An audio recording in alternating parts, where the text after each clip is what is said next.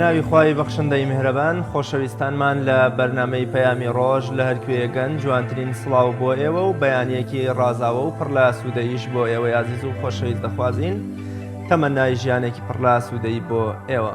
خۆشحاڵین لە ئەڵقەیەکی نوێی بەرنامەی پەیامی ڕۆژ لەگەڵ هاوکارم کاک جەلال لە خزمەتی ئێوەی عزیز و خۆشەویستداین بۆ پێشکەشکردنی پرۆگرامی نوێی بەرنامەی پەیامی ڕۆژ کە دەخوازین کۆی بڕگە و بابەتەکانی ئەمڕۆژمان جێ ڕەزامەندی خوای گەورە و پاشانەوەی عزیز و خۆشەویست بێت. بەناوی خوای پەروەردگار سڵاوتان لێ بێ بینەرانی عزیزی پەیامی ڕۆژ. بڕگە و بابەتەکانی بەرنامەی ئەمڕۆژمان پێکاتووە لە دوو بڕگەی سەرەکی کە بڕگە یەکەمیان خوێندنەوەیە بۆ کتێبی شەوە سپیەکان بە ئامادەبوونی نووسەر و وەرگێڕ بەڕێز مامۆستا شەفیق حاجی خدر لێر لە ستۆدیۆ پەیامی ڕۆژ میوانداری دەکەین و خوێندنەوەیەک لەسەر ئەو کتێبە دەکەن. واروها تەوەری دووەممان قسە لەسەر خۆشەویستی محەممەد درودی خوای لەسەر بێت لەناو ئاواز و ئاوازی شاعران و نووسرانی کووردا بە تایبەتی کە میوانێکی تایبەتمان دەبێت کە بە هۆنراوەکانی خۆشەویستی پێغەمبەرمان درودی خوای لەسەر بێت بۆ دەردەبڕێت و زیاتر بەرنامەکەمان بۆ دەڕازێنێتەوە. جگە لەم دوو تەوەرە سەرەکیە چەندین بڕگە و زانیاری جیاواز و ڕاپۆرتی تایبەتمان بۆ ئامادەکردون بۆی وای کا جێگەی سوودی ڕۆژانەی هەموو لایەت و تا کۆتایی بەرنامەش لەگەڵمانابن. وە کەمیشە بڕگەی یەکەم و سەرەتایی بەرنامەکەمان پێشبینی کەشوهای شار و شارشەکانی هەرێمی کوردستانە کە گومانم هەیە لە دوێنەوە ئێوارەوە کەمێک گۆڕانکاری بەسەر کەش و هەوایی هەرێمی کوردستان بە تایبەتی سلێمانیش داهاتوە با پێکەوە بینێریە و بڕگەیە بین.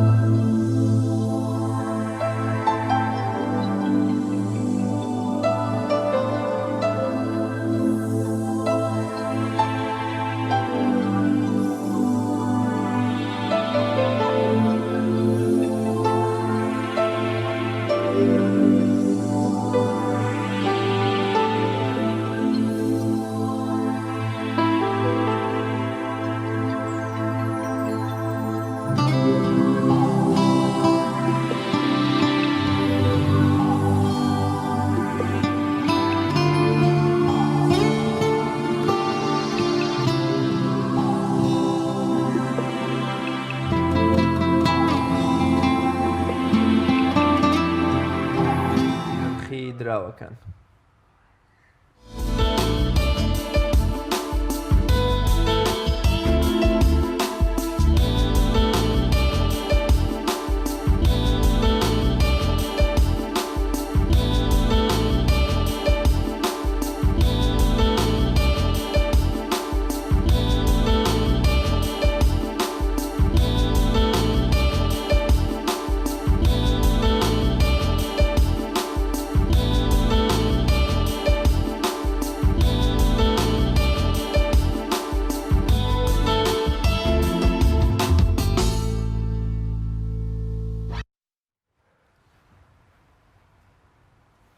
دیارەوەی کە لە نرخی دراوەکاندا زیاتر گۆڕانکاری بەسەردات بوو تەناتمەنی ئێرانیە کە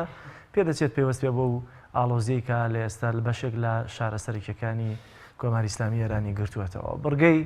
یادەوەریمان هەیە پێکەوە بینێریەوە بڕگەیەش دەبین بۆی کە بزانین لە ڕابردوودا و ڕووداوە گرنگانەی کە ڕوویان داوە بە تایبەتی بۆ مێگەلی کوردجێگەی گرنگ و بایەخن با پێکەوەش بینەری بڕگەی یادەوەری بین.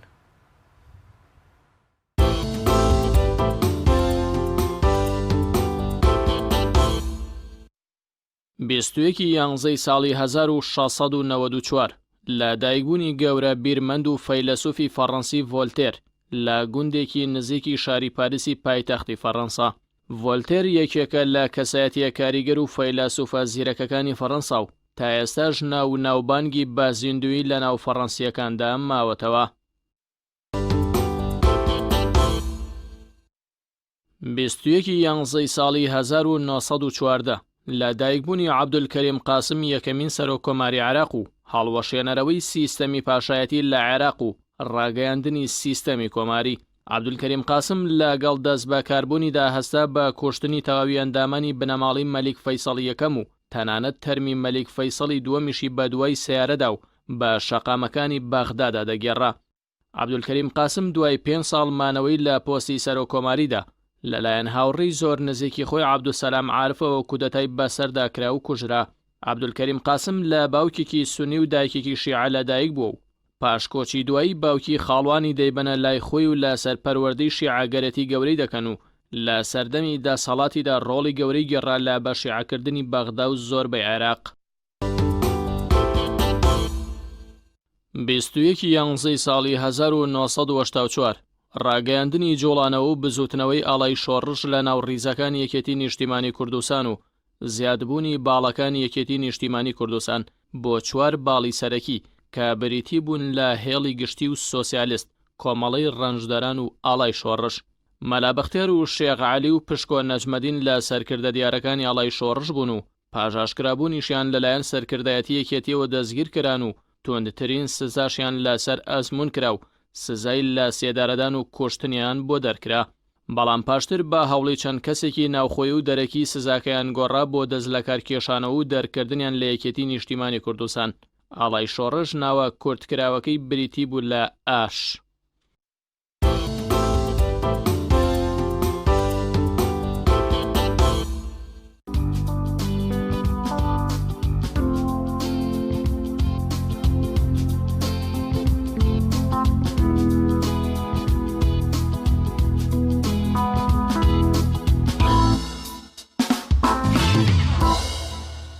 سڵاوتان لێبێ خۆشەویستان.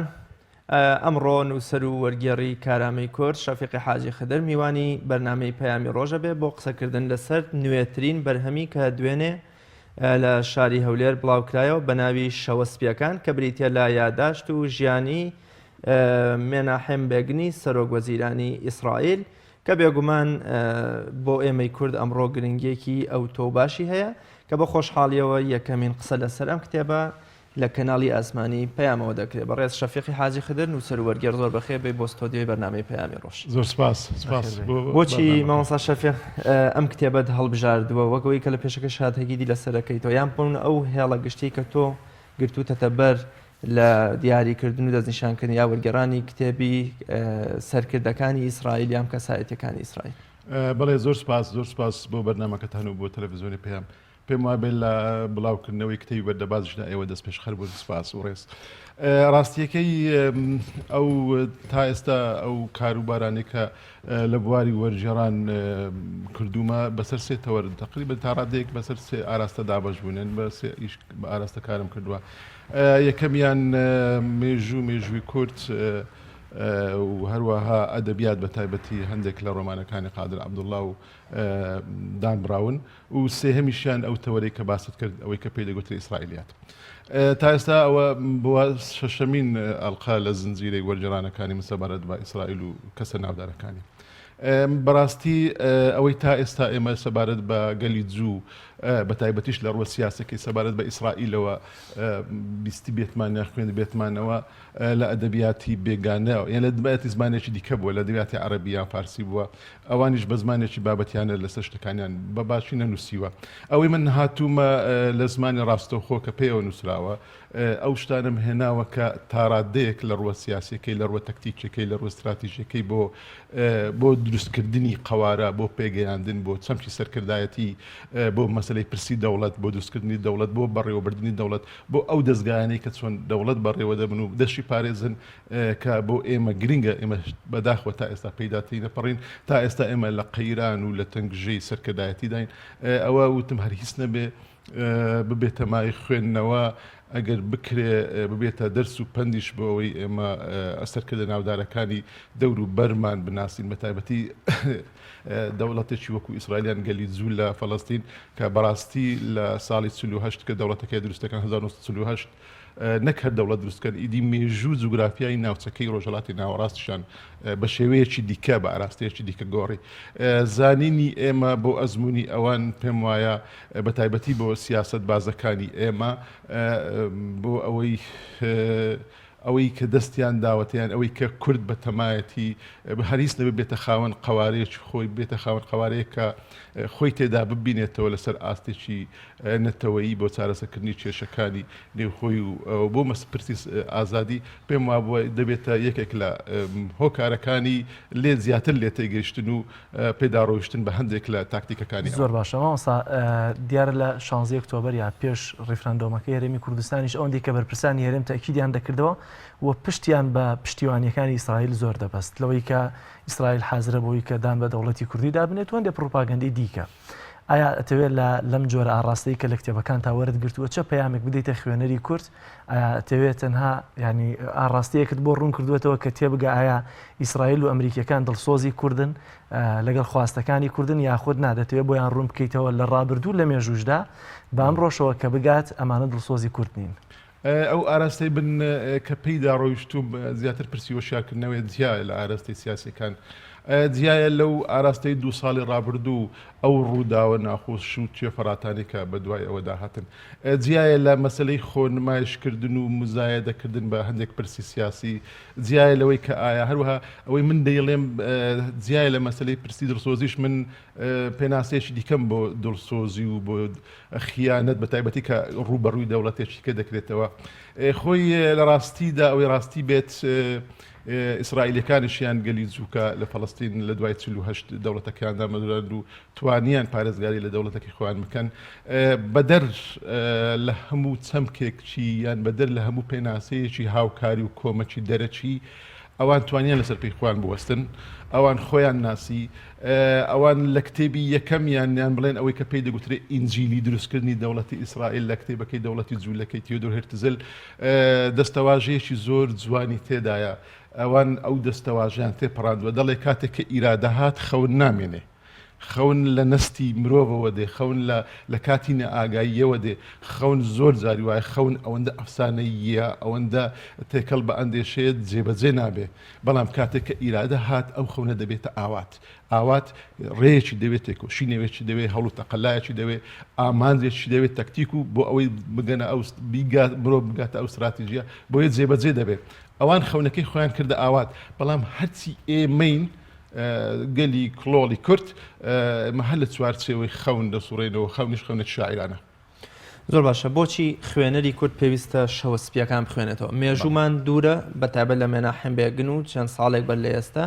و جوگرافیاشمان زۆر لێک دوورە ئەو خاڵە هاوبەشە چیان بۆچی پێویستە خوێنەری کورد خوێنەری شەوە سپیەکان و کتێبەکانی دیکەی تایبەت بە ئیسرائیلیات بێ بەڵێ کتێبەکانی دیکەی تایبەت بە ئیسرائیلەوە ڕێک بێ خوێنەر خوێندی بێتیەوە تا ڕادێ قسەشمان لەبارەوە کرد بێ خوێنەری قسەی خۆ کرد بێ زۆر نەچینە سەر ئەوە بەڵام بۆ شەوە سپیەکان بەڕاستی بەڕای من کاتێکە ئەم کتێبەم خوێندەوە چیرۆکی وەرجێڕانیشی تێدا هەیە کە لە پێشەچێکەدا ئاماژەم پێکرد و لێرە دووبارەی ناکەمەوە دەبێتەوە سەر کە خوێنەر خوێندیەوە بەڵام کاتێککە من ئەم کتێبم خوێندەوە ماوەیەک بوو یاری چەند کارێکم کردبوو چەند کارێکی سەرکردەکانی جوولەکە مەرجێڕابوو هەر کتێبێکی پێشتری مناحیم بێگنیش مەرجێڕابوو یاخی بوون بەڵام ئەوەی لەم کتێبەدا ئیش لەسەرەکە کە بۆ ئێمە زۆر گرنگە ئەمە باسی قۆناغێکی زۆر دژوار باسی زیندانی بوونی خۆیەکە سەرەڕای زیندانی بوونی خۆش لە سەردەمی ستالین نەفی دەکرێت بۆ بەشی هەرە باکووری رووسیا بۆ ئەو شوێنەی کە 6 مانگ ڕۆژە کە 6 مانگ شەوە شەوەکانیشی وەکو زەردێ وەکو سپایەتیەک وایە هەر بەوش بەو ناوەشەوە ناوێنەوە لە نێو بەفر و بەستەڵەکداوەکە ئەو کەسەی کە دەچێتە ئەوێ گەڕانەوەی بۆ نییە هەموو هەوڵی دیکتاتۆرێکی وەکو ستالین لە ڕێگەی ڕژێمەکەیەوە کە بکەم مێژوو باس دەکات لە 10 ملیۆن کەسی زیاتر کردوتە قوربانی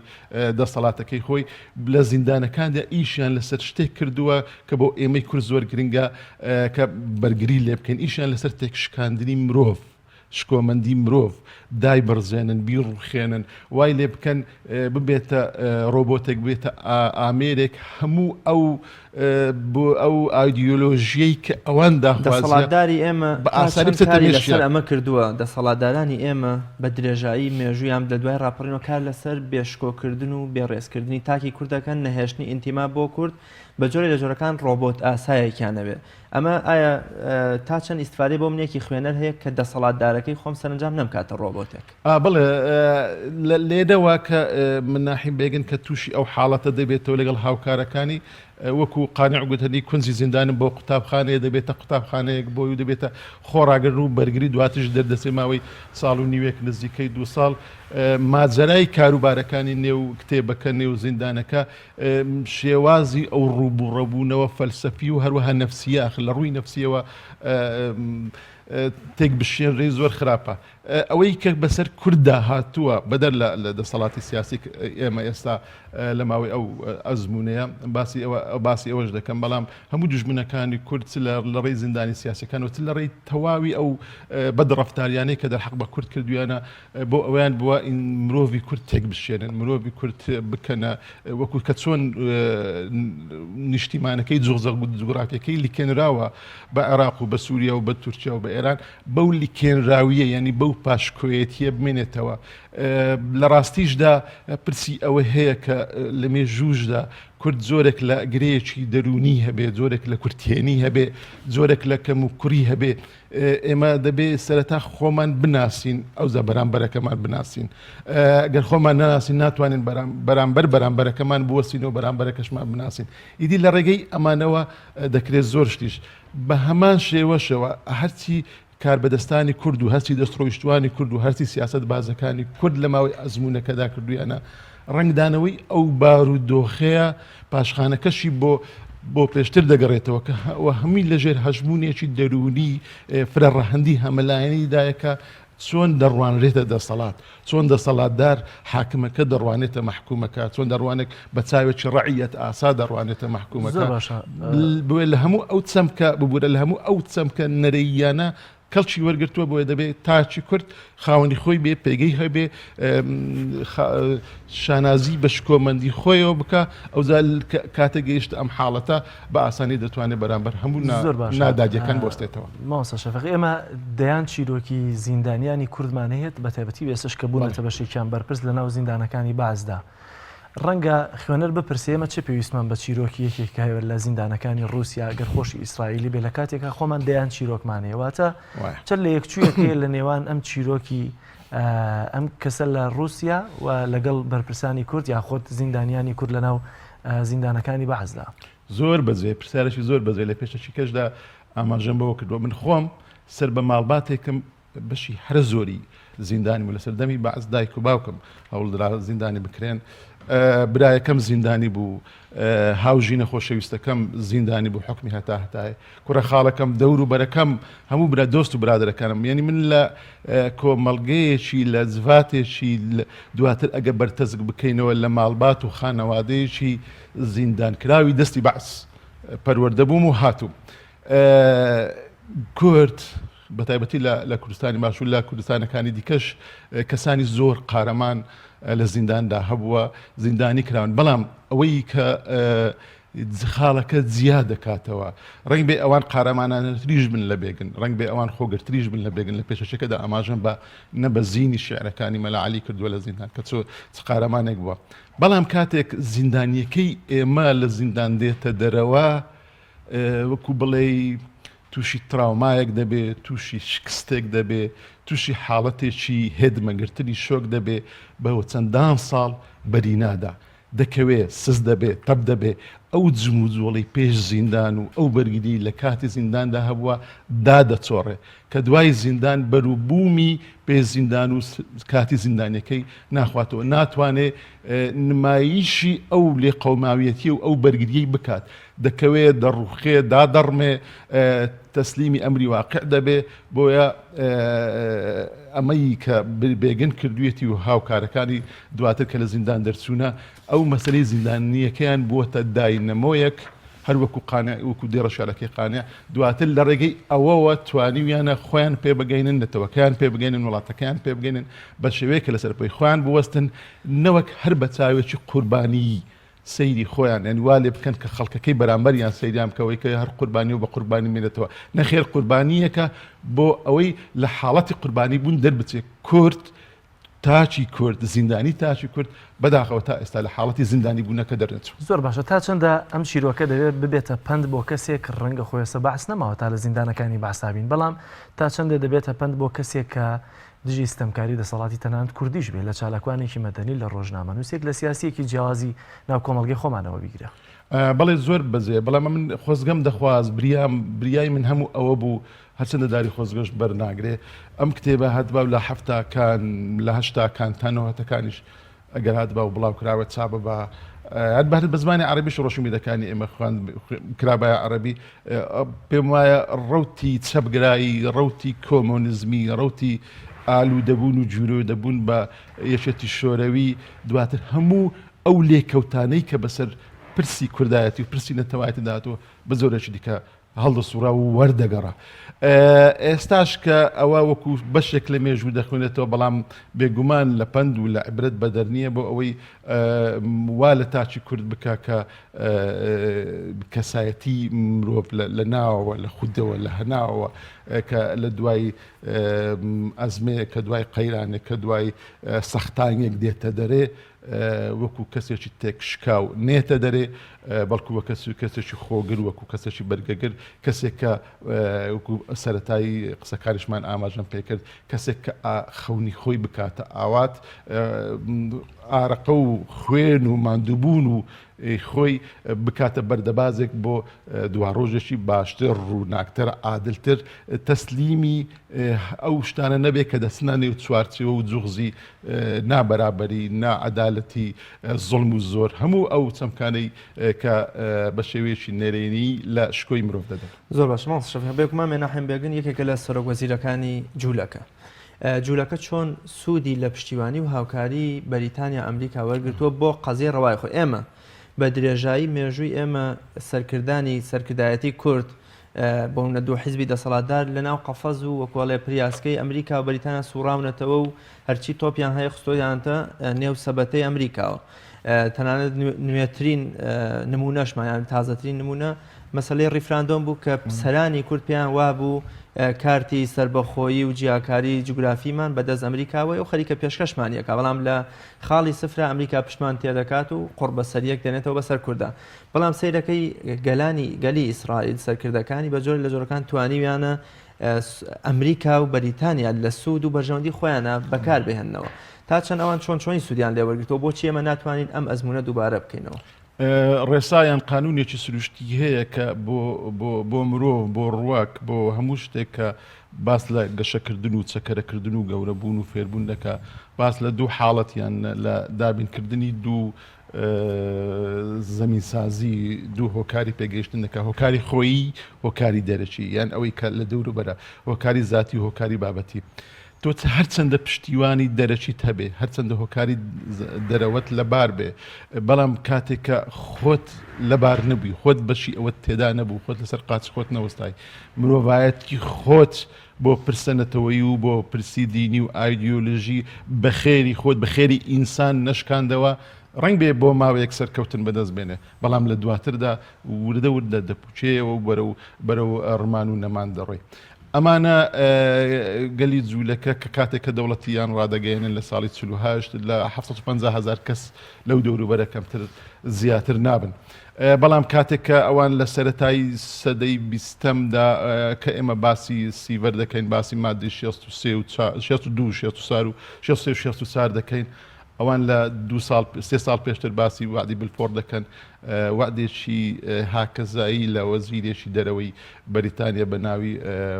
خاوەن شکۆی بەریتانیا و شاژنی بەریتانیا و کە دەڵێ وڵاتێکی نەتەوەی دادنەمەزرێن بریتی دەبێت لە 65 وشە تەنیا لە سیڤەریش تا ڕادێک دووبارە دەبێتەوە بەڵام ئێمە 3 مادەمان لە سیڤەردا هەبوو ئەوە 100 ساڵ بەسەردا تێپەڕی هیچمان بەهیچ نەکرد ئەوان بە 65 وشە توانیان هەم بەریتانیەکان لە فەڵەستین بەدەربنێن و دەوڵەتی خواندەبن هەم توانیان سۆز و هاوە هەمانجی ئەم بەپلی یەکەم ئەمریکاییەکان و دواتر ئەوروپا لە ڕێگەی عەقلی خۆیان لە ڕێگەی توانای خۆیان لە ڕێگەی یەکدیگری خۆیان لە ڕێگەی یەکڕیزی خۆیان لە ڕێگەی دەروێشایەتی خۆیان بۆ پرسێک کە دەبێت چارەسەری کێشە دەربەدەریەکان بە بوونی دەوڵەت بکەن مەبەستم ئەوەیە ئەوان خۆیان سەسپان لە شوێنی خۆیان ئەوان ئەو دارە بوون ئەو ڕوەکە بوون کە لە خۆیەوە ئامادەی ژیان و بژانەوەی تێدا بوو دواتر بە هاوکاری دەرەچی توانیان ببژێنەوە ئێمە ئەو دارین ئەو دارە تاڕادێک نادەم چۆن وەسفی بکەم کە ئاو هەواش لەبارە چوار فەسڵەکەی کوردستانیش لەبارە یان بە شێوەیەکی دیکە دەوروبەریشمان لەبارە بەڵام لە نێوە خۆماندا داڕزاوی لە نێوە خۆماندا ئەو هاوارەی کە ئەحمەدی خانی و حاجی قادری کردن تا ئێستا لەو هاوارە تێمان نەپەڕاندووە بۆیە مێژوو لای ئێمە کە نووسەران دەڵێن بە شێوەی کۆمیدی دووبار دەبێتەوە بەڵام مێژوو لە لای ئێمە بەردەوام بە تراژیدیا دووارە دەبێت. زۆر سپاس بۆ بەڕێز شەفیقی حاجی ختر نووسەر و وەرگێر بە ئومێدی کاری جوانتر بۆ بەڕێستان. ئەمنی زۆر سپاسیەوە دەکەم سپاس تەلەڤیزیۆنەکەتان و بەرنامەکە ڕێز و خۆشەویستی. بەڵێ خۆشەویستان ناوبڕێک وەردەگرین و لە تەوەر و ئەڵلقەکانی دیکە پێتانەگەینەوە.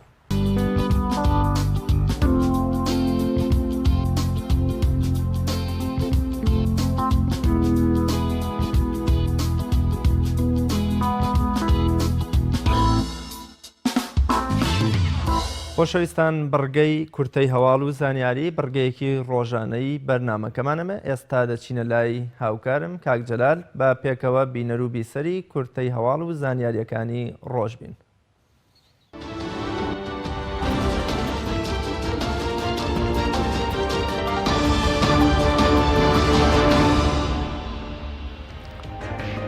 بینەرانی عزیز سڵاوی خەیگەورەتان لێبێت کورتێک لە هەواڵ و زانیارەکانی ڕۆژتان پێشکەش دەکەم. ئێواری دوێنێ لە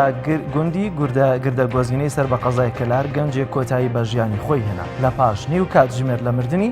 باوکیشی گیانی لەدەستدا. ئێواری دوێنێ لە گوندی گردەگۆزینەی سەر بە قەزای کەلار هاوڵاتیەک بە فیشە کۆتایی بە ژیانی خۆی هێنا بە وتەی پۆلیسی گەرمیان دوای نیو کات ژمێرێک باوکیشی لە ژێر کاریگەری ڕووداوەکە و سەختی ئازاری لە دەستدانی کوڕەکەی بەهۆی جەڵدەی دڵەوە گیانی لەدەستدا. ڕاگەیانی پۆلیسی گەرمیان بڵاویشی کردەوە بۆ هی کاریگەری ڕووداوەکە لەسەر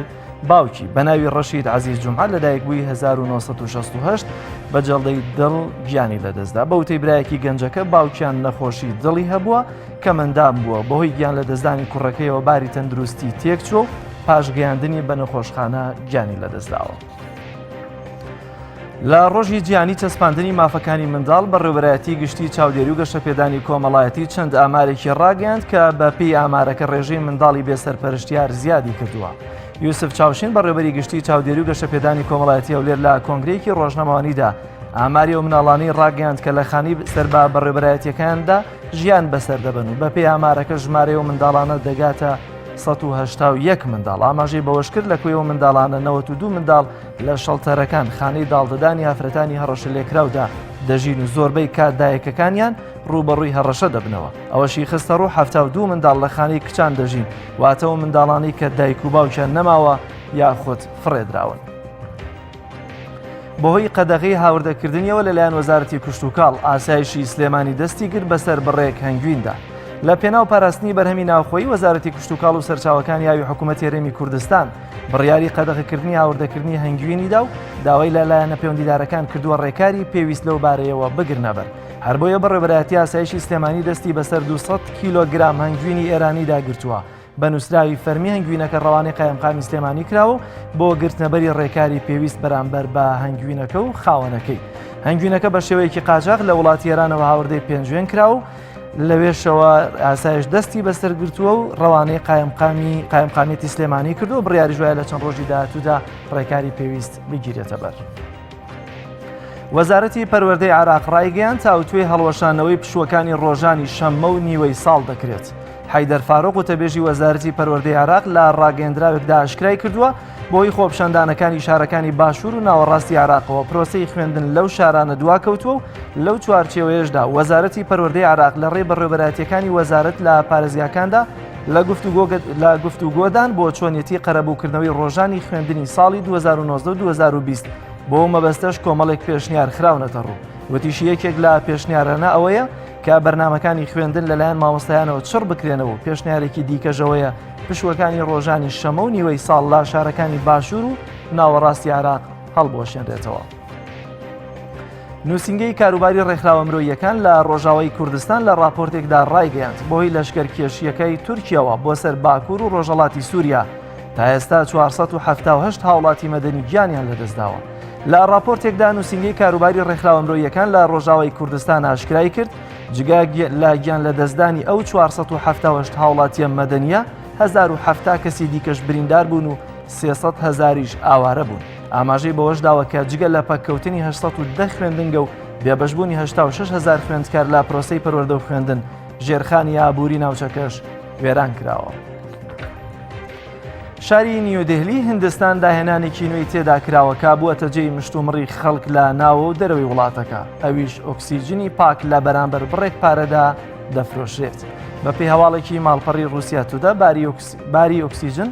ئێستا لە شەقامەکانی نیودهلیدا بەڕووی خەڵکیدا کراوەیە و لە نێو هەوای پیسی شارەکەدا دەریچەیەک دەدات بە خەڵکی تاکو بۆ ماوەی چەند خولەکێک هەوای پاک لە بەرامبەر 4 بۆ 7 دۆلاردا هەڵمژن. شایانی باسە بەرپرسانی شارەکە باری ناسایی تەندروستیان ڕاگەاندووە و دوایەوەی کا ڕێژەی پیسبوونی هەوا لە نیودهلیدا 20 ئەوەندەی ڕێژەی ئاسایی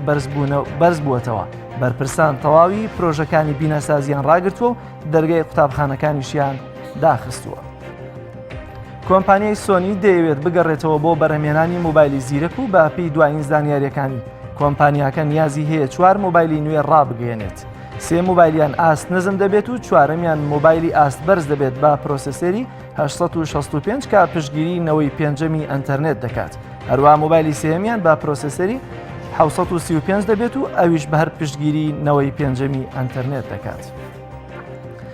نەشتەرگەریکردن بۆ چاوەکان بە ڕێگەی لێزەر ناسراو بە لیزەکردن مشتومڕێکی زانستی زۆری لەسەر و پزیشکە ئەمریکیەکان داوای قەدەغەکردنی دەکەن لە وڵاتەکەیاندا. ئاژانسی فۆکس نیوز بڵاوی کردوێتەوە. مۆریس واکسلەر گاڕاوێژکارێکی دارایی دەرمان و خۆراکی ئەمریکی و لە ساڵی 1998 دەنگی بە پەسەندکردنی نەشتەرگەری لێزەر بۆ چاو داوە. لە ئێستادا داوای قەدەغەکردنی ئەو جۆرە نەشتەرگەریە دەکات لە ئەمریکادا. چونکە باوتەی واکسلەر ئێستا مەترسیەکانی ئەو نەشتەرگەریە دەرکەوتووە و ساڵانێکە پزیشکەکان درکیان بۆ مەترسیانە نەکردووە کە لە ئەنجامی ئەو جۆرە نەشتەرگەریە تووشی چاوەکان دەبێت و ڕەنگە ببێتە هۆی کوێربوونیش. ئەو پزیشکە ڕاوێژکارەوەشی خستەڕ و دوای بە دوواداچوونیان بۆ دەرەنجامی ئەو نەشتەرگەریانە بۆ ڕاستکردنەوە و بەهێزکردنی بینینی کەسەکان کردویانە بۆیان دەرکەوتووە. لە نێواندا بۆ 30% ئەو کەسانەی داوای ئەنجامدانی نەشتەرگەریەکە بەدەست لێکەوتە خراپەکانی ئەو نەشتەرگەریەوە دەناڵێنن.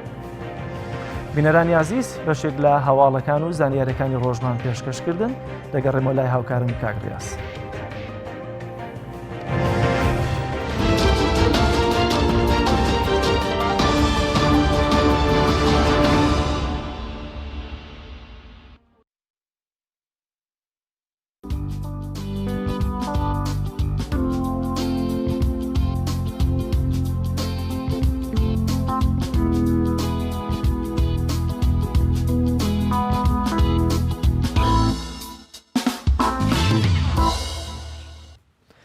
خۆشەویستان لە بڕگەی ڤیددیۆکانی ئێوەش دەچینە لای ئەو ڤیددیۆی کە ئەمڕۆ بۆمان ئامادەکردوون با پێکەوە بینەری بین.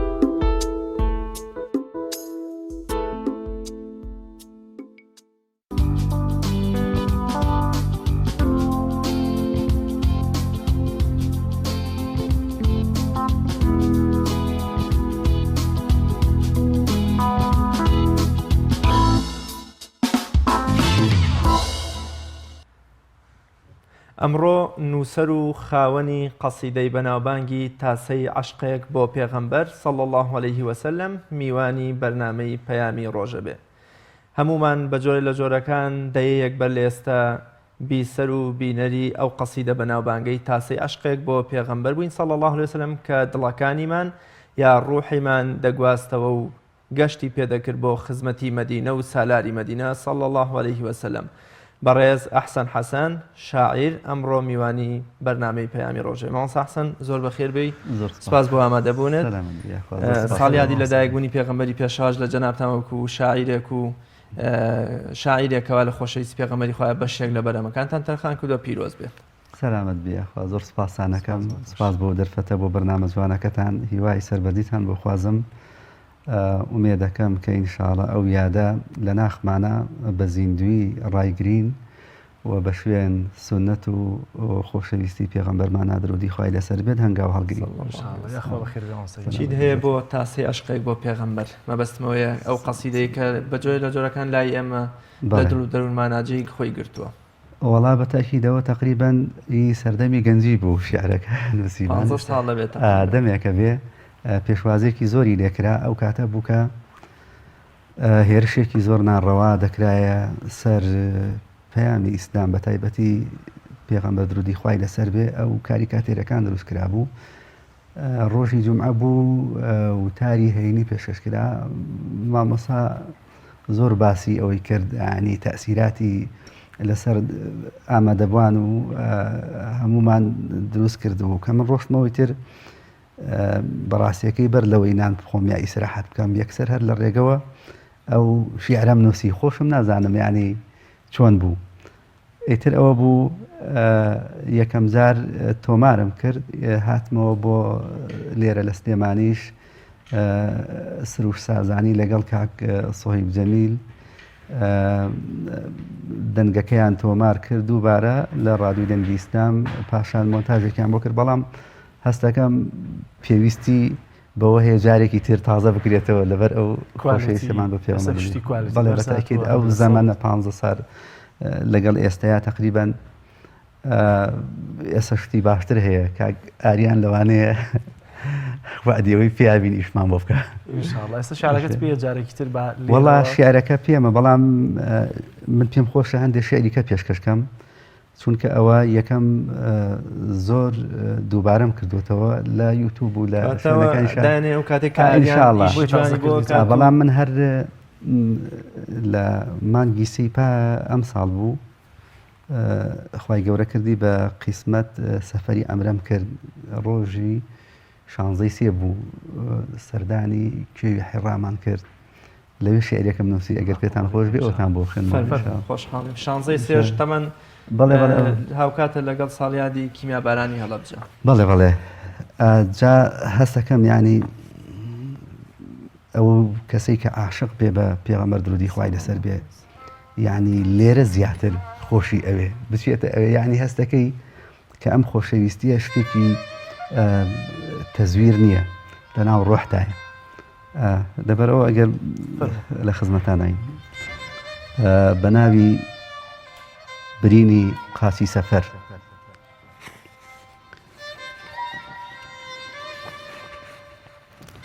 شینی تا مەزرۆیی زیاتر، حاڵی عاریفانەی زۆرتر بەرقاپی دڵی لێگرتووم، لە ناو خۆمدا لە سەفەردام دەنگی ناڵەی گیان و سینا کراسی عشقی دەڕاندووم،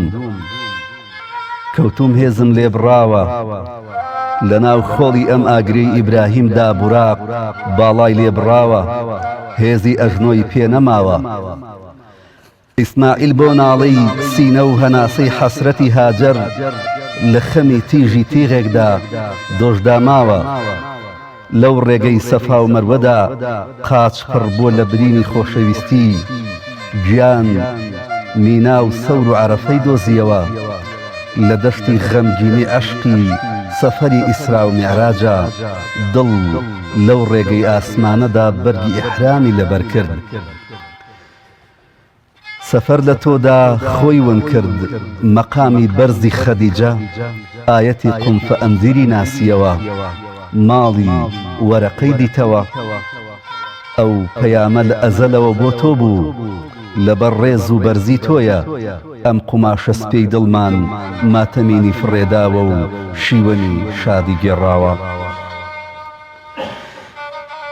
لەکوێوە باسی فیراق و حاڵی پەرێشانی بکەم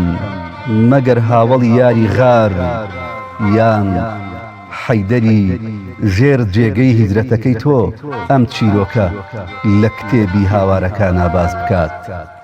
کێ باسی کە ئەم مەوسیمە شەرح بکە کێ بێ ئەم دەریای ڕژانی مرۆڤانە وەک خۆی نەخش و تابلۆ بکە کێ ئەم تنۆکە ئاوانەی لە بەحری عیشقا هێناوە ببێ بە شەپۆل و دەریا کێ ئەتوانێ ئەم هێز و گەورەیەی خوددا وەک تۆ بخاتە دیواری مەشهەدەکان مەگەر خوبەی سینەی ئاگری گرت بێ دڕکێک لە ڕێتا ڕژابێ یان سەلمان هەزاران شاری بۆ نیشانەی سەرشانی تۆ لە کۆڵ نابێ ئەم بانگەی تۆ هەر لێرە بۆ ئازادیمان هەڵ نەکرا ئەوە تا لە نوێیزلەندا بەرگەی جوانی جیلوە ناگرن ئەوە تا هێزی شکاوی هەزاران قاچی سوراقە لەم سەحرادا تێکشکاوە بۆ بیتنەوە سینە ئەکتێ ئەبوو جەهل ببینە ئازیز شەپۆلی پڕ لە فرمێسک سۆزی شادی و باڵی هەزاران پەروانە لە ناو جەنگەڵی گوناها ببینە تا مزرۆیمان لە ناو بەردی شاخەکانە ئیقرە چەند باڵای بەرسرە پرخەی لات و مەنات و عوزا ببینە کە لە بچەی دەستی ئومەیە و سوڵتانەکانیان ببینە لە زیندانە ئەوە بانگی ئازادی شەکاوەی تۆیە نەسیم و خۆر بەرگەی ناگرێ نامرێ ناشکێ نانەوێ ئەو سرودەی تۆ بۆ ڕزگاری مرۆڤەکان لەبەرت کرد درود ئەی باڵای شۆڕشێک هەموو ڕۆژێک هەزاران ئاڵا و مەدرسە وانەی ڕەوشتی بەرزی تۆ ئەڵێنەوە درود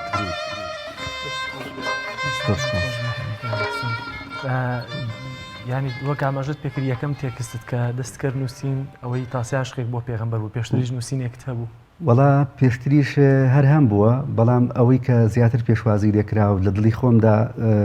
جێگەی خۆی کردەوە هەر ئەو تاسەی عشقە بوو بەڕاستیەکەی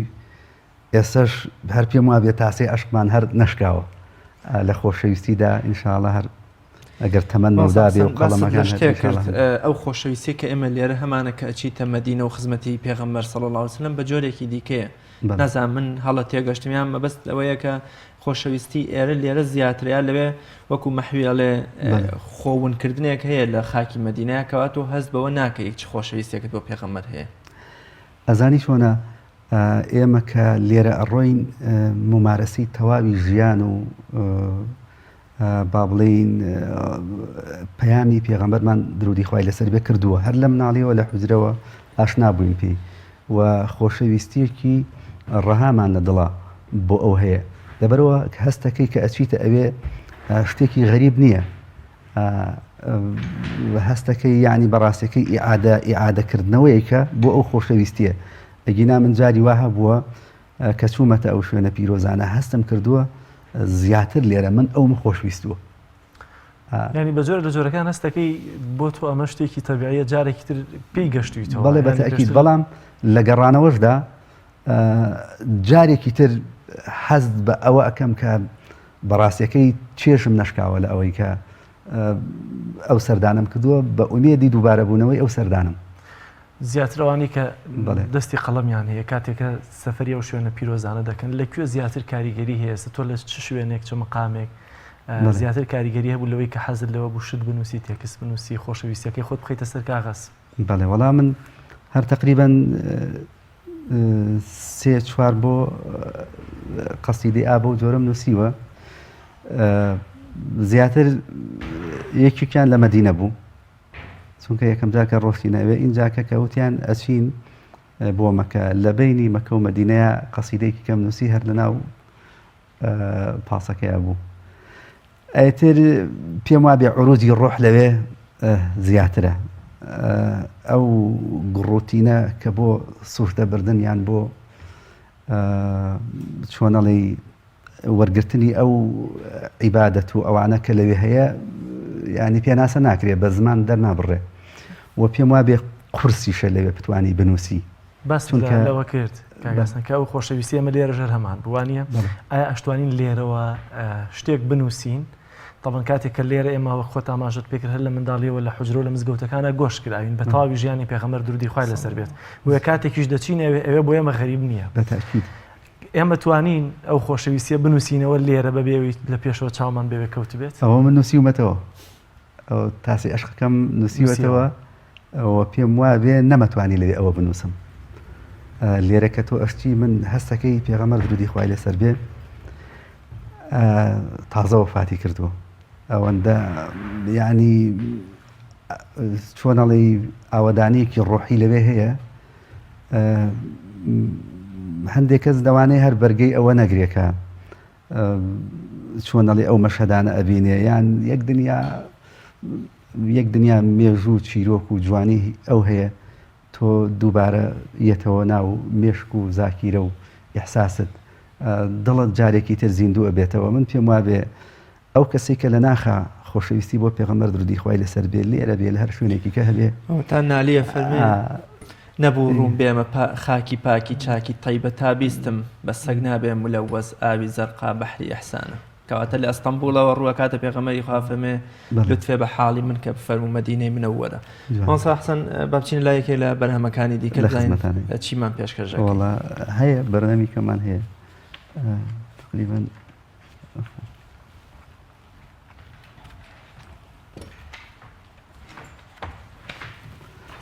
ئەمە تقریبا کورتەیەکە دواتر بەرهەمێکی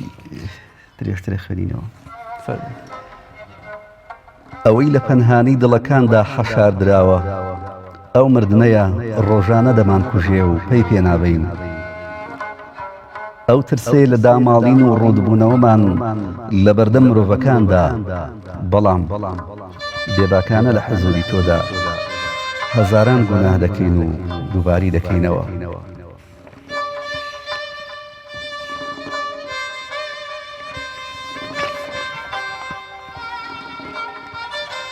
تا درەنگتر مانگ هەڵبێ لە چ خەیاڵێکا شەو بیلی کردوم چ ئاوازێک دڵی پڕ کردوم ئەم سازە لە نەخشی تابلۆکاندا جگە لە باران هیچ ڕەنگێکی تری پێ نەبوو ئەزاران چیرۆکی پڕ لە هاوارم خوێندەوە تێنەگەشتم مردن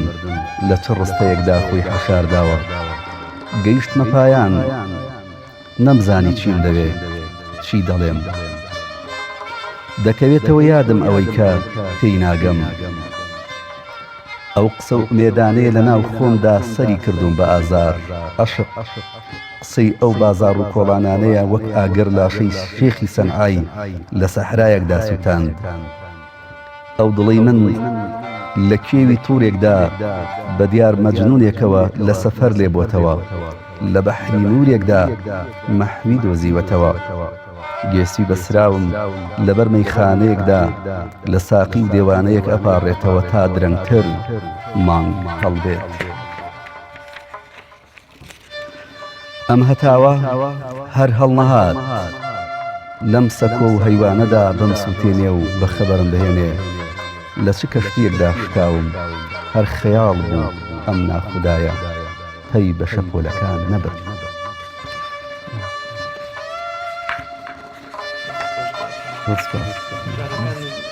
هەموو شعری حڕە یان بوونە شعری کلاسیک دەیە بە تایبەت لە خۆشەویستی پێغەمبەری خۆیان درودی خوای لەسەر بێ وەڵام من هەتا ئێستا نەمتوانیوە شعری کلاسیک بنووسم لەبەرەوە کاتێکە دەستم کرد بە شعر جاری کێشە من دووبارە کردوتەوە من بەرنمەیەکم هەبوو لە ڕادیۆی دەنگستان بەرنامەی سێرەکانی ترۆپی سەروەری کۆمەڵی قەڵەمی بەرز ئامادەیانە کرد دواتر ئەم خوێندەوە هەندێک جار بەرنمەکە یان ئەو کەسە نەی ئەتوانی یان لەوێ نەبوو ئامادە نەئەکرا خۆزگەمە خواست کە بتوانم خۆم بەرنمەکە ئامادەکەم ئیتر هەندی جار شتم ئەنووسی شتم ئەوە هەستمە کرد زۆر زەعیفە ڕۆژێکیان مامۆستا عومەر یوسفی ئەلەو شتانە مەنووسی دەستی گرتم وتی تۆ شعری ئەوە بنووسە هەر حوڕەکە بنووسە هەستەکەم شتی جوان ئەنووسی ئیتر لەو کاتەوە کە زانیم ئەو بارەیە امتیانە نەمتوانیوە بنووسم بەڵام زۆر چێژیشی لێ بینم کە ئەیان خوێنمەوە کاری حسن کاتێکە شاعرێک یان نووسەرێک دانیشێم شعرانە دەنووسیم شعر ئازادانە دەنووسی ئەمە زیاتر دەردەدڵی خۆیەتی یاخۆت دەوروبەر سێری دەوروبەر دەکا سێری دۆخ و کۆمەڵگاکەی دەکا چۆن دەسەکە بنووسین هەر جارێک کە دەیەوێت قەڵم خاتەوە سەر کاغەز و بابەتێکی تازە بنووسێ چۆن بڕیارەدا ئەم جارە بابەتەکەی چی بێ و چۆن بێت بەڵێ وەڵا پێم وا بێ هەموو مرۆڤەکان لە ئێحساسیانە چیرۆکی حقیقەتی ژیانی خۆیانیان هەیە یان بینینی جیاوازتریان هەیە بەڵام دەربڕینەکە و نووسینەکە ئەوەیە کە تۆ لەگەڵیان ڕاهاتووی خەیاڵێک کە هەمیشە بتەوێت چۆن لە ناو تابلەیەکا جێگەیکەیتەوە هەر لە مرۆڤێک بۆ مرۆڤێکی کە چۆن من خۆشیم لە ڕەنگێک دێ یان کەسێکی کە لە ڕەنگێکی تر من پێم وا بێ بەس ئەکەوێتەوە سەر ئەوەی کە تۆ بتانی چۆن دەری بڕی ئەو وێنانە ئەگینا جاری وا هەیە کەسێک کە دەردەدڵ و ئیحساسێکی هەیە بۆ منی باسەکەیان بۆ کەسێکە قەڵەمێکی نووسینی شعری هەبێ ئەو خۆی ناتوانێت بەڵام تۆ توانی بۆی دەرببڕی لەبەر ئەوە ئەو دەربڕینانە لە ناخوی ئیحساسایە لە خەیاڵایە هەر پێویست بە ئەوەکە کە تۆ یاریەکی عەجیب و غەریب بە وشەکان بکەیت و ڕەنگێکی تر بە وشەکان بدەیت ئەگەر نا هەر ئەو کۆمەڵە ڕستە وشەیە بەڵام لە دڵ و دەرونی کەسێکەوە بۆ کەسێکی تر فەرقی هەیە و ئەوەیشی کە من ئەمەوێ دەری ببڕم لە ناخما وەکو بورکانێک وایە جاری وا هەیە بەڵام هەرچیم کردووە نەمتوانیوە هەتا وەکو حەقی خۆیم پێداوە ئەو کاتە ئیتر هەستم بە ئیسراحەتی دڵ و دەروونم کردووە کە ئیتر زانیومە ئەوەی لە ئیحساسما هەبووە دەرم بڕیوە زۆر باشە جیاوازی قەسیدە و شارێ کە بۆ پێغەمبەری خوای نووسراوە صلی الله علیه و سلم لە جەنابتەوە لەگەڵ کەسایەتیەکی تری ئاینی بۆ نمونە جەنابەت لە لاواندنەوە پیاهەڵدانی کۆمەڵێک کەسایەتی ئاینی مێزەر بەسەری کوردستانیشا کۆمەڵێک شاری زۆر جوان دەیە جیاوازی ئەم دوو تێکستە لە چیایە بەڵێ وەڵا ئێمە خۆی ئێمە هەر لەو ژینگا با بڵین پەروەردە بووین و گەورە بووین و ئەوە خفیریش بووین لەبەرەوە ناسینی ئەو کەسایەتیانە ئێمە وەها لە ناخی خۆمانە نەخشمان کردووە کە خۆشەویستی پێغەمبەر درودی خوای لەسەر بێت زیاتر لە ناخمانە چرۆ پێ بکە یعنی ئەگەر بۆ هەر کەسایەتێک بۆ نمونە من بۆ مامۆستا مەلا عوسمان بەڕەحمەت بیان مامۆستاکانی کە جەنابەت باسیەکەی شتێکە نووسی بێت لە ناخی دڵمەوە نووسیومە یعنی هەندێک جار گریانم بۆ نووسیوەتەوە چونکە من ئەو فێری کردوم کە چۆن پێغەمبەرم خۆش بێ و چۆن با بڵین بتوانم ئەو حەقیقەتە لە ناخ و دڵ و دەروونما هەیە پێناسەی بکەم و بمەوێت دەری ببڕم جیاوازیەکە زۆر نابینم چونکە هەمویان هەر لە یەک ڕووناکی و لەبەر چرایەک و بە قەڵەمێک و بەدەستی دەنووسێتەوە زۆر باشە جگەل لە وەسف و ئەو پاڕانەوەی کە هەتە بۆ بەتایبەتی بۆ خۆشەویستی پێغەمبەر ساسن کە نووسیوتە تێکستی ترت هەیە نووسراوی ترت هەیە جیاوازەوەی کە هەڵدانێکشت کردووە بە هەندێک لە سەرکردەکانی ئەو ڕابوونی ئیسلامی کە هەن چه جۆرە تێکستێکی ترت هەیە وڵا تێکستەکان ڕەنگە لە بەرگی مناجارێ هەرەمانە بن بەڵام تێکستی کەم هەیە بەڵام بڵاوم نەکردوونەتەوە لە چه بابەتێکن زیاتر ئیتر لە هەموو مەجالەکانی ترا هەمە تاسی بیر نەکردوتە بیان کێتە کتێب وەڵڵا نازانم بڵێم چی یەکەم تەماڵم دووهەمیش یان با بڵێ زۆر بە ئەوەم نەزانی بێکە بیان کەم بە کتێبگینا خۆ دوو نامێکی تری شعریم هەیە بەس ئێستا سەیریانەکەم و یان خوێنمەوە ئەڵێم شەڵا چاپم نەکردنایە ئێستا ئەوانە هەندێک هەیە پێم خۆشە بەڕاستی پێم خۆشە بڵایان کەمەوە یان لە نامیلکەیەکە خەڵک بیان بینێ بۆی نەفەوتێن ئیتر ئینشاءڵڵا هەر چاوەڕوانی وڵاکی چاکان تێبگات زۆر بەلاوە خۆشەویستە هی خۆت بێت جگەلەوەی کە تاسی عاشقێک بۆ پێغەمبەر وەڵاهی تەقریبەن ئەمانەی کە ئێستا هێنا من هەمویانم بەلاوە خۆشەویستە جیاوازیانی ئەوەی کە ئێستا تقریبن جیاوازیەکان هەر وەکو ڕەنگی گوڵەکان و بۆنی با بڵێن باخچەکان و تامی میوەکان بێ ئەگەر ناتەوە هەمووی هەر پەروەردەکراوی دەستی خۆتەوە جەنابتان نووسیوتن ماوەیەکی زۆر لە نێو ڕاگەیاندنی ئیسلامیا بوون بەرپرسیارەتی ڕاگەیاندنی ئیسلامی بەرامبەر بە هونەر و ئەدەبیاتی ئیسلامی بەرامبەر بە شیعر بەرامبەر بە هونەر چۆن هەڵەسەنگیان ئەمە جۆرە لە جۆرەکان وای نەکردووە کە نائامادەیی و وەکڵێ حازر نەبوونی ڕاگەیاندنی ئیسلامی لە خزمەت بەرهەمی هونەرمەند و شاعیرانی ئێمە داوای کردبێکەوە کەمترین هونەرمەند و شاعیرمان ناسرابێ بە خەڵک لە کاتێکا لە نەوەدەکانە ئەوەندەی کە ئێمە شاعیری ئیسلامیمان هەبوو هونەرمەندی دەنگخۆشمان هەبوو لە ئێستاشدا زۆربەی زۆری ئەو هونەرمەندانەی کە ئەیبینین دەنگیان خۆشە بەرهەمی قوتابخانەی هونەری ئیسلامین بەتایبەت ئەوەی ڕابوونە ئیسلامی کە دروستی کردەوە ڕاگەیاندنی ئیسلامی جەنابتان چ سەرنجێکتانەیە لەوەی کە نەیتانیوە بێتە مینبەرێک یان بۆ مەیدانێ بۆ زیاتر برەودان و گەشە پێکردنی هونەرمەند و شاعیری کورد وەڵای من پێم وابێ بە بەردەوامی ڕاگەیاندنی ئیسلامی کەمتەرخەم بووە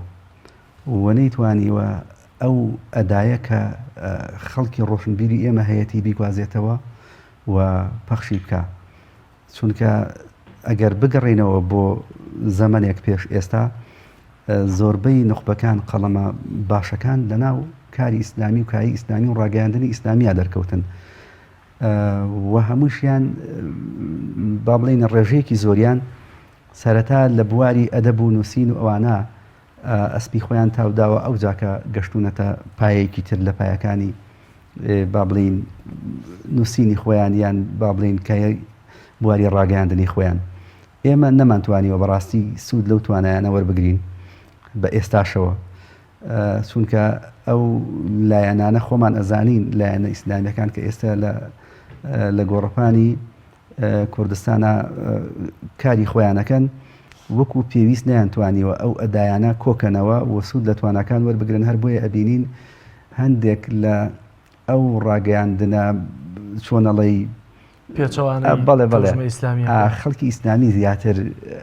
با بڵێن گەشەی پێداوە یان بەتاکید بەداخەوە من ئەماڵێن بەداخەوە بەعام بەگشتی ئێمە دەبوو زیاتر ئەو زەوتوانایانە لە خەڵکی ئێمەدا هەیە سوودی لێ ببینرێ من وەکو خۆم هەتاوەکو ئێستا ڕەنگە نەمتوانی بێ ئەوەی کە هەمە لەوەی کە ئەو مێژوو زەمەنە تیا بووین نەمتوانیەوە بە خزمەتێک پێشکەشی بکەم لە کاتێکدا ئاواتیشمە بۆ هەندێک شت لەوانەیە کاریگەری هەبوو بێ بەڵام نەمتوانیەوە بیگەێنمە شوێنی خۆی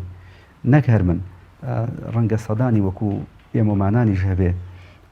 ئومێدەوارم لە داهاتوودا ئەو خەڵکەی کە با بڵین لە پێشەوەن ینی ڕەچاوی ئەم خاڵە بکەن زۆر باشە حەسە با بچینە لای بەرهەمێکی دیکە لە خزمەتانەی زۆر سپاس.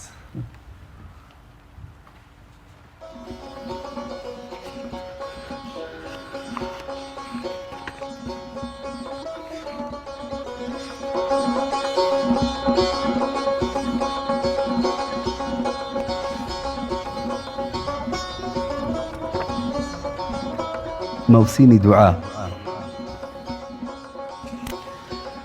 ڕەنگی دوعا دڵی گوناه دەیناسێتەوە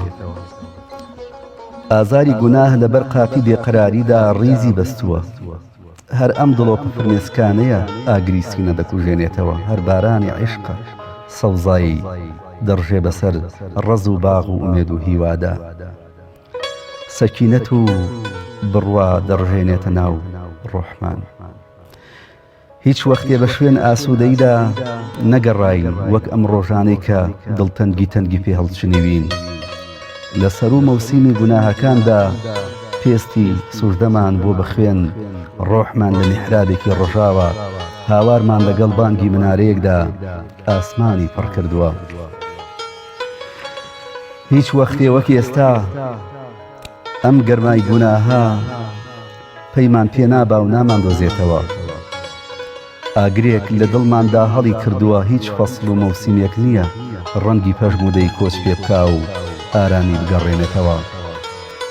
دەستی دوعا هیچ کاتێک وەک ئێستا وەک ئەم شەوە وەک ئەم مەغریبانە سەر نابێ و داوای قومێ لە ئاوی خۆشەویستی ناکە.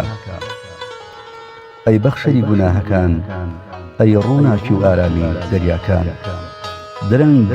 لەم غوربەتەوە ئاگا هاتوونەتەوە، بەدارێکی بیابانەوە بمان بەستەوە تا لە تینوێتی ڕۆحان نەمرین. هەموو شتێ لە پایاندایە، جوانی تۆ نەبێ، دەرگای ڕێزی تۆ نەبێ، خۆت نەبی، هەموو شتێک بە پایان دەگات.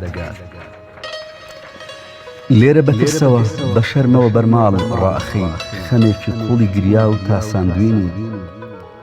بە هەر ڕێگە و هەنگاوێک ناگەینە یەقینی سپی بوونەوە و لە قەراغ شارێکی سوتاودا بە ئومێدی چرایەکەوە هاوار ئەکەی لە تۆ نادۆزینەوە. هەموو هاوارەکان تەنها بۆ دیدەنی تۆیە، لەبەر سۆزی ئاسمانی تا لەبەر ڕەنگی ترساوی چاومان ڕوومان نایە بینە حزور. ئەم سینە هەر غەوغا و ڕەشیە، ئەم دووکەڵی هەناسەیە هەر ماتەمێنی و دووڕوویە. بمان گەیەنە یەقینی ئەوەی کە شیا و بینجارێکی تر لە نزیکی بۆنی تۆدا خۆ بکەینەوە بە کۆڕی تەهلیلەیەکدا و هەناسەی بەندایەتی. ئەلفبێی ناسینت پەرستنت فێر ببین، ڕەش و ڕوت و تاساوی گەیشتن بە حزوری تۆین، ڕێگامان لێ هەڵە بۆ و ناتناسینەوە. لە جوانی ڕۆحی مرۆڤە پاکەکانەوە دەینەوە کۆڵانەکان و لە ناو لاپەڕەی زیکری فریشتەکانە گوێ هەڵەخەین، لە ناو بولکانی سۆزی عاریفەکانە لەبەر دەکەین. ئەی خۆکێنەری هەموو جریوەکانی ئاسوودەی، لەبیربان مەکە لەم خواری خوارەوەوە، دەستەکانمان لەبەر دەرگای گەورەی تا لە کڕن و شاین. ئەی پاشا و گەشێنەرەوەی هەسارەکان، ئەم جارەش ئەم شەوەش لەم مەوسیم و ساڵەدا بمان بورە ئیدا پۆشەری گوناهەکان. ئەی بەخشەری ڕۆژی پاداش، بمان بورە و دامان پۆشە، دەستەکانمان بە خاڵی مەگەڕێنەرەوە. ئەی زاتی حەق، لە ماڵەکانی نزای تۆداین، بورکانی ئەم دڵانە تەنها ئەم فرمێسکانە شک ئەبات بۆ خامۆشی و سکوونەت. ناخمان پڕە لە ویرد و ئەشقی تۆ، ئەی زاتی حەق، لە ماڵەکانی تۆداین. هاوارمان لە ئاسمانەکانی تۆ گیر بووە، ئەم سووتان و ئەم بەرگەڕەشەی دڵمان ئەم دووعایانە لە دەرگایەکی بەخشندەی تۆدا وەستاوین. لوتف بکەیت و سەرمان لە سوودەی جوانی تۆ بەرزکەینەوە. بمان بورە نەوەک جارێکی تر دەرفەتی ئەوەمان پێنەبێ ساڵێکی تر، لە ماڵێکی تۆدا بینەوە حزور و ئاگری سینەمان لە قونوتێکی نوێژا خامۆشکەین. بمان بورە و لێمان خۆش بە ئەی بەخشەری گوناهەکان و ئەیدا پۆشەری تاوانەکان.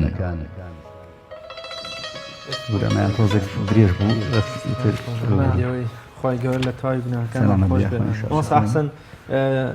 جەنابەت کاتێکە لە مێرەجان و فیستیڤالێکە شێعر بۆ خۆشەویستی پێغەمبەری خوا بۆ کۆمەڵێ لە جەماوەرە خوێنیتەوە، حەماسەت و جۆش و خرۆشێکی زۆر بەدەنگتەوە دیارە. جیاوازی هەیە لەوەی کە با ئێستا تەنها من و جەلال لە بەرامبەر تا دانیشتوین، لەگەڵەوەی کە هەزارەها خەڵک دانیشتون. ئەو جۆش و خرۆشە لە چێوە سەرچاوەگرێکە تۆ ئەتوانی دڵ و دەروون یا گوێی تەواوی ئامادەبووان وە کۆڵێ حازر بکەی ڕابهێنی بۆەوەی کە گوێبیستی ئەو قەسیدەیەن کە ئێستا لە خۆشەویستی پێغەمبەری خوا دەگوترێ. بەڵێ، وەڵا ئەوەی کە من ئەمەوێ دەری ببڕم یان بینوسم، با بڵین ئەم دەقە کە ئێستا نووسیمە لەگەڵ تاسی عەشقێکە جیاوازیان هەیە، لەبەر ئەوە تاسی عەشقەکە هەر لە خۆی و ئێستا بووە ئێرە تا شێوێ حەماسەتێکی هەبێ، بۆیە کە داواشتان کرد حەزم نەکرد، لەبەر ئەوە ئەمە هەر گفتوگۆیەکی با بڵین بێدەنگانەیە. ئەو شتانش کە ئێستا با بڵین ئەو شانەی کە بمەوێت لە کەرنەڤاڵێکە لە شوێنەکە بیخوێنمەوە، نابێ من ئەمە بێنم لەوێ بیخوێنمەوە. ئەبێ جیاوازیەک لە ئەداکە، لە با بڵین لە تعبیر و ناوەڕۆکی نووسینەکانە هەبێ، چونکە من ناتوانم هەموو ئێستا ئەو تاسی عەشقە بەم شێوازەکە ئێستا ئەم قەسیدەم خوێندەوە بەم زۆرە بیخوێنمەوە. هیچ تێکستێک و پێگەڵەوەی کە بە حەماسەتەوە دەبێ بیخوێنیتەوە. وەڵادی ئەوە ئیشەڵا دوای بەرنامەکەی ئێستا هیچ و پێ نییە قەیسێکەکەی چۆن ئەڵێ هەر ئەو قەسیدە هەیە حەزەکەم دواتر ئینشاءڵڵا تەجوید یەکەین ئینشاءڵڵا لە خزمەتانەی. زۆر باشە لەبەری بەرەبەرە بە کۆتایی بەرنامەکە نزیکە بینەوە گەر بەرهەمی ترت هەبێ پێمان خۆشە هەر بین وەڵا هێناوە بەرهەمەکانم بیتر حەزەکەی لە خزمەتتان. ئێمە کرد کاتێک کە میوانێکمان دێگەر لە خزمەتان گۆرانی بێ کاتێک کە دەرفەتمان کەمە و کاتێمەش فشاری زیاتری لەسەر دروستەکەین بووی کە بەرهەمی زیاتر پێشکەشکە. دوو بەرهەمی کەم هەیە بەڵام ئەمەیان تۆزێک کورتە ئیوکیان دواتر خوێینەوە. لەزەتی وەسڵ لەوێم لای مەغریبێکی باران هیلاکیم باڵی گرتووم بمبا بۆ ئەوێ تا لە لەزەتی وەسڵ تێبگەم بەم هیلاکیەمەوە ئەمەوێ لە ماڵی ئارامی تا شەرمەزاریم بسڕم و سوکنایی بە لێدانی دڵم بدەم ئەمەوێ پەیدات کەم کۆڵان و شەقامەکان دەنگی منیان لێپڕ بووە کەس نامبیستێ ئەوە تام بەم ناڵینەوە ڕێی سەنعام لێون بوو و بە ئومێدی کەعبە ئەڕۆم مەغریبێکی شەکەت باڵی گرتووم و بە پشتی ئەم بەردانەدا قاچەکانم کەند و لەندی ڕێگەم پێدەناسێنێ چ سەودایەکە ئەم مامەڵەیە من ئارامیم لێون بووە و لای تۆ خۆشبەختی دەدۆزمەوە ئەم دڵتەنگیە هەر لای تۆ لە کەناری تۆدا لە ماڵی تۆدا زەردەخەنە دەگرێت. ئەمە مەغریبێکیان بوو بۆ مزگەوتە ڕۆشتم تقریبەن ئەو ڕێگەی کە ئێمە ئەسین تۆزێک هیلیتیایە تا ئەگەیتە مزگەوت هەستەکەی کە هەندێک جار چێژێک بە دڵ و دەروون ئەگاکە ئەوە لەو ڕێگەیان بەسیستن دوجار ئەگەر ڕەنگە هێشتا قسەیەکەی بێ لەسەر کۆی ئەو نووسراوانەی کە هەت بێ و تێکستانی کە هەت بێ نەدووت بێ ڕەنگە ئەو قسەیەش نەکەیتە تێکستێکی تر وەکوانی تر چیت هەیە کە هێشتا بتەوێ پێی بگەی لە نووسین و لە تێکست و لە شارەکانتە. بەڵێ وەڵا پێما بێ من خۆم پێویستم بەوە هەیە هەندێک جار سەفەر بۆ خۆم بۆ ناخی خۆم بکەم ئەوە پێی نەگەیشتوم هەندێک قسە هەیە ڕاستیەکەی ئێمەش ناتوانین دەری ببڕین یان بینوسین یان قسە نەوتراوەکانی دڵی خۆمان هەندێکیش کە نووسیومە بەڵام هەر لە لای خۆمە بڵاوم نەکردوێتەوە هەروەکو وەفایی ئەگەر دیوانەکەی بخوێنیتەوە جگە لە شیعرێکی نەبێ بۆ پێغەمبەر صلی الله علیه و سلم زۆربەی هەمووی هەر غەزەلە یعنی هەمویان پێم وابێ لە سابلاغ تانەیان لێداوە لەسەر ئەوەی کە تۆ شیعرەکانت هەمووی هەر بەسەر ئافرەت و تۆنەڵێ مۆجازایە بەڵام ناخی وەفایی جۆرێکی کە بووە دڵ و دەرونی وەفایی جۆرێکی کە بووە لەبەر ئەوە وتی من دوو جار سەفەری حەجم کردووە جاری سێهەمیش وتی خوایە گیان ئەگەر ئەم شیعرانم بۆ خۆشەویستی تۆ و پێغەمبەرەکەت نووسیوە ئەگەر ئەم جارە هاتم بۆ ماڵەکەی تۆ نەگەڕێمەوە ئەگەر بە پێچەوانەشەوەیە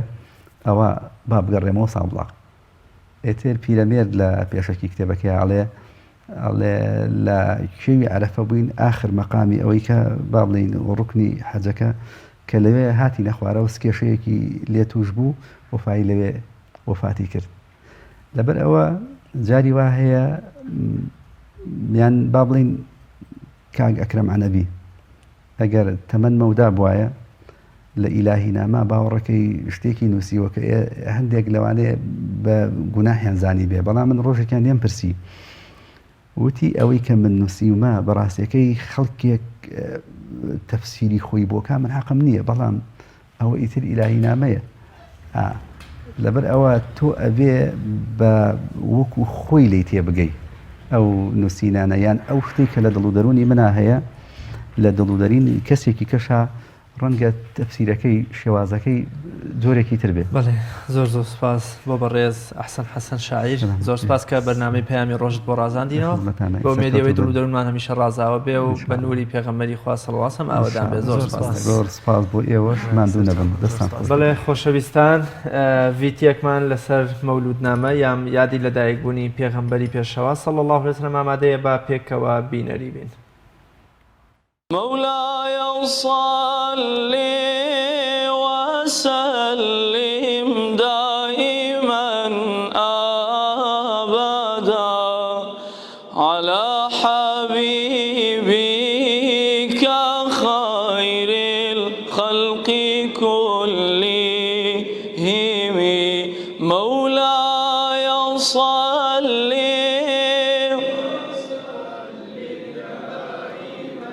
أبدا على حبيبك خير صلى الله عليه وسلم. الحمد لله. سرطان ئێمەش بۆ ئەم یادەوەکو یەکێتی زانایانی ئاینی ئیسلامی کوردستان ناوچەی سێ سادق هەستاین بە سازدانی ئەم ئاهەنگە بۆ سنووری شارەکەمان و سوپاسی خۆی پەروەردگارەکەین کە خۆی پەروەردگار توانیمان بەم شێوەیە ئەو کۆمەڵە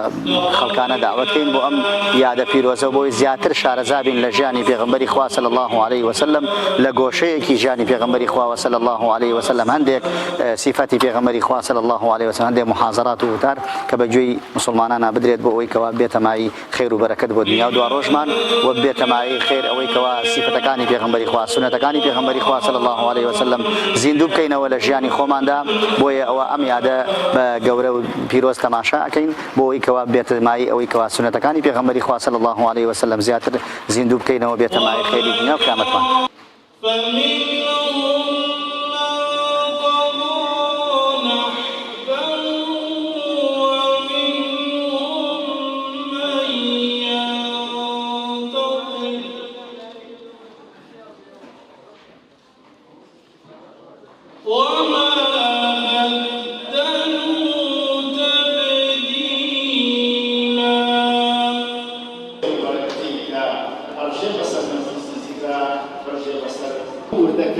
ژیانی پێغەمبەر صلی الله علیه وسلم شاهدی پێکراوە و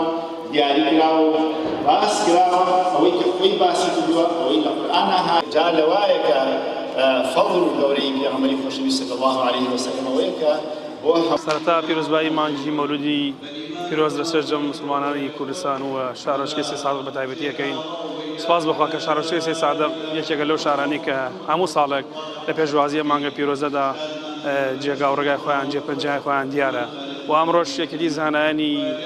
کوردستان ناوچەی سێ سادق ئەمڕۆ هەستان بەم کارە دەستخۆشیان لێ یەکەین. هیوادارین ئەم یادانە پیرۆز و بەرز ڕابگیرێت. بەڕاستی ئەم یادە یادکردنەوەی کەسێکی ئاسایی نییە، یادکردنەوەی کەسێکەکەوە پێشەوایەتی مرۆڤایەتیەکەوە ژیانی لە تاریکی و زوڵم و خستە سەر ڕۆشنایی کەوا مرۆڤایەتی بەهای مرۆڤایەتی گێڕایەوە.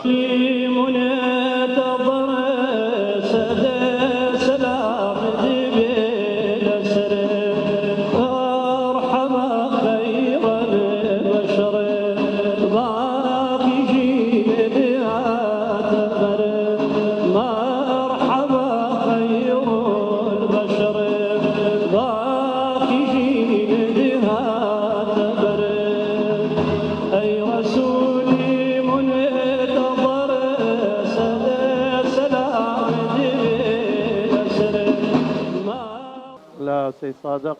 ساڵیادی مەولودی پێغەمبەری خۆشەویست بوو. کۆمەڵێ چین و توێژ لە هەموو خەڵکی سەی سادق لەم شوێنە کۆبوونەوە بۆ بەرزڕاگرتنی ئەو یادە. بۆیە من لێرەوە پەیامم بۆ هەموو قوشک و برایەکی ئیماندار لە هەر جێگە و شوێنێک گویان لە دەنگمانە سڵاو ڕێز و تەقدیرم بۆ هەموو لاگەیەوە داوام وایە بەرزڕاگرتنی یادی مەولودی پێغەمبەر تەنها بە حەفەلات و بە شیرینی خواردنەوە بە تەوزیعاتی کۆمەڵێشت نابێت، بەڵکو ئەوە بەشێکە لە دەربڕینی سۆز. بەڵام سۆز و خۆشەویستی بەڕاستی بەسیرەت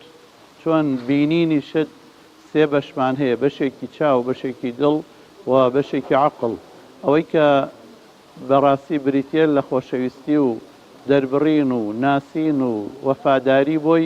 بریتێر لە خۆشەویستی لە ناخەوە لە دوڵدا.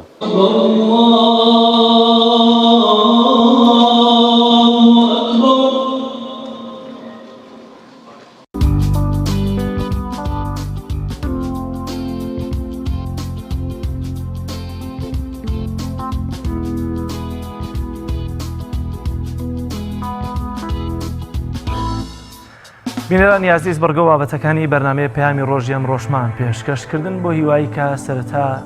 جێگەی ڕزامەندی خی گەورە و پاشان ئێوەی بینەری عزیز و خۆشەویستیش بوو بێت سپاس بۆ کاگڕاستی هاوکارم بۆ هاوکارانی ترمان لە پشتی کامیرە و کۆنتترۆل تا بەرنمەیەکی تر و ڕۆژێکی نوێ دیکە بەخوای گەورە و مێرەبانتان ئەسپێری ماڵتانەوە خواتان لەگەڵ.